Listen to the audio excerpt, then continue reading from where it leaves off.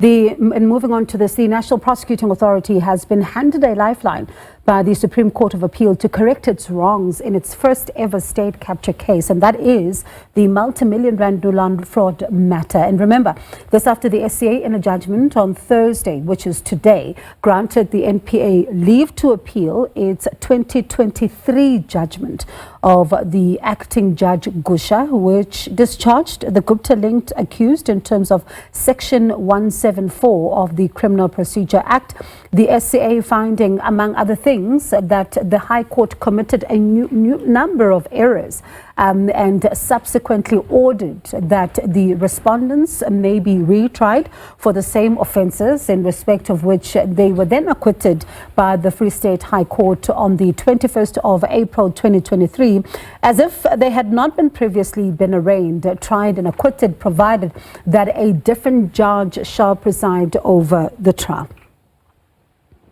This is a confidence booster for our prosecutors who've been vilified unfairly so, because this had been branded as a failure of the NPA in circumstances where we've made it clear that it is an isolated setback of which we did not agree with Honorable Acting Judge Gusha. And therefore, it now paves a way for us to reinstate the charges before a different judge. And you'll recall that currently we're under siege, so-called, because of people that you call legal analysts, who I regard as legal commentators, because they adopt a very dangerous approach of viewing legal issues from an uninformed, emotional and political perspective without applying their minds to the judgments. Some of them comment and make a formidable view without even reading judgments. We've made it clear that we have made progressive work insofar as the state capture related cases are concerned.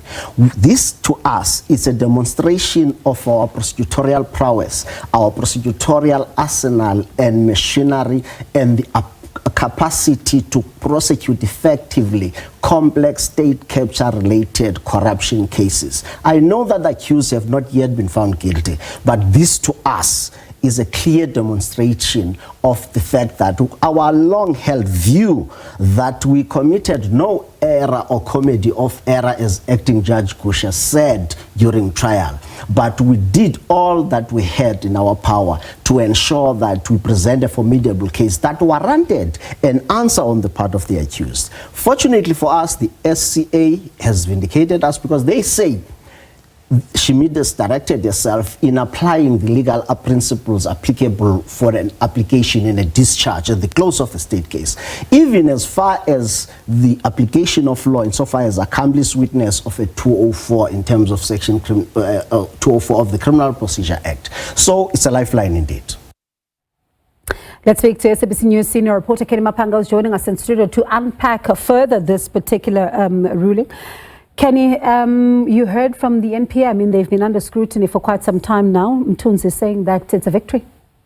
Well, indeed, good afternoon to you, Bongiwe, and to the viewers at home. It's a slight victory and an ongoing battle for the NPA, because essentially what it means for them is that if they choose to do so, they can now reinstate the matter. Because remember, the discharge application is in terms of Section 174 of the Criminal Procedure Act, and it comes at a time where an accused believes that the case that has been brought by the state or the evidence that has been placed before the court by the state has nothing to do with them, and it is on that ground that you're able to secure a discharge from the particular matter. We know that when this happened, Bongiwe, that there was a massive outcry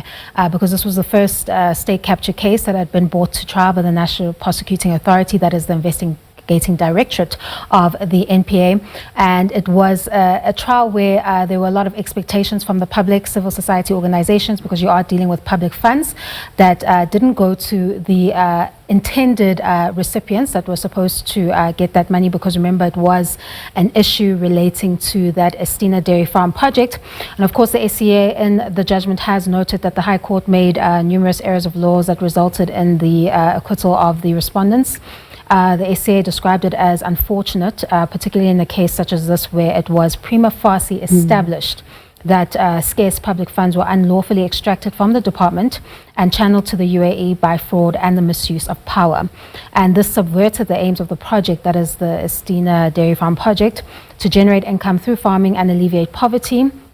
It also undermined the functionality of democratic institution and endangers the rule of law. Then, of course, the trial in the High Court can be summed up in a single sentence, which the SCA describes as a failure of justice,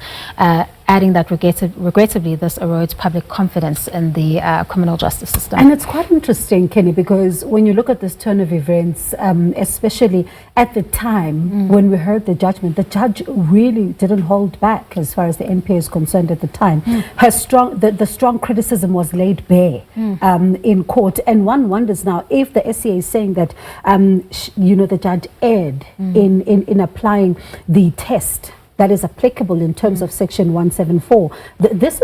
is serious and quite significant. Yeah, it's a serious finding because it had quite significant implications for the criminal justice system, because remember, the NPA has been facing a lot of scrutiny over its handling of these cases that emanate from the Zondo Commission. You remember the judge described it as, the acting judge rather, described it as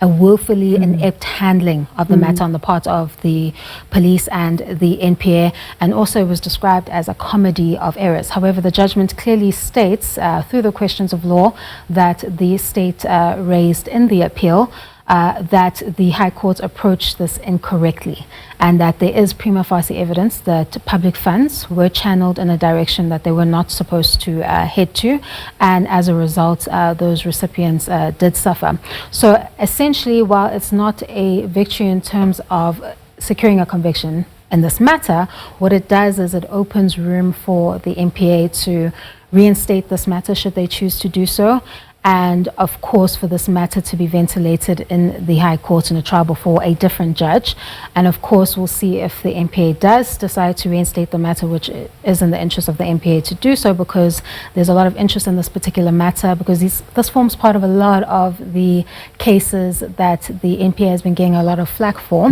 regarding the Zondo Commission. And we saw that the chair himself even exited his role as Chief Justice of the Judiciary without seeing a single conviction since the Commission of Inquiry of State Capture handed over its report. So this is a significant